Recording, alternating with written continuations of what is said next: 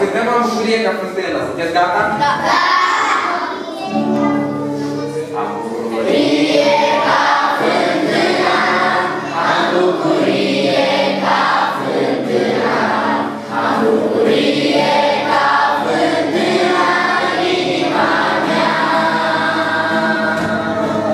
Am bucurie ca fântâna, am bucurie ca fântâna, am bucurie ca fântâna în inima mea.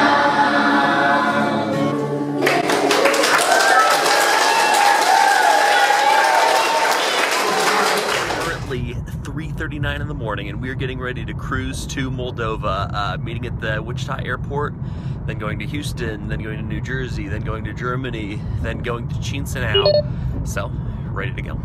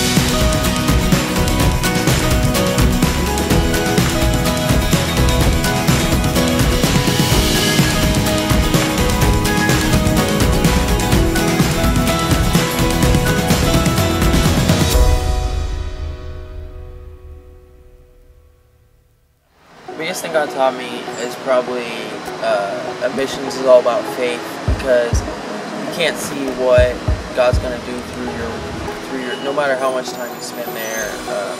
You don't know what all God is gonna do through you. You can't see everything. You just have to trust that you're doing God's will and that He will work through you to do big things that you can't see. I was only with these kids at this camp for a few days, and like I didn't even speak their language, but I was still able to interact with them, and I was still able to help like tell them about God. And it just makes me think that if I can make some sort of small difference in their life, and I don't even speak their language, I don't even live anywhere near them, then it just makes me realize how much of an impact I can have with these kids that I know and I see every day, and these kids that I can actually talk to in the same language, so that's really encouraging. One word I would use is motivating, because the people here are very generous with their time and with their money and with everything they have, and it makes you motivated to use whatever you have, especially time would be the biggest one, to serve your community and serve other people and make a difference in people's lives. The biggest thing I think God taught me this trip was that worship isn't just a song, it's how we live. And I got to see that missions, the reason we do that is to inspire worship. And not only did we get to try and inspire worship, but we also got to see people, this church, them just using their lives to worship Jesus. And you see that through the way they treated us, the way they support each other and love each other in this church. And it was just really beautiful. We were able to see a lot of members of the community at the Glasses Clinic that wouldn't come to their church, so we were able to talk to them about Jesus, and also we took down their contact information so that the pastor of the church in Berlaku could follow up with them and invite them to church. A group of ours at the Glasses Clinic saw the mayor of the village, and they were able to talk to him. It's been really exciting, I think. We had some flight delays and everything, but God just worked it all out perfectly, and we got here and the kids were great and everyone was great, and it was just really exciting. I think it was a wonderful adventure. It seemed like every kid in the village was there, so obviously just I think the whole village was excited to be a part of this week, and hopefully that would just attract some attention to the church. And also the kids, obviously heard about Jesus. So.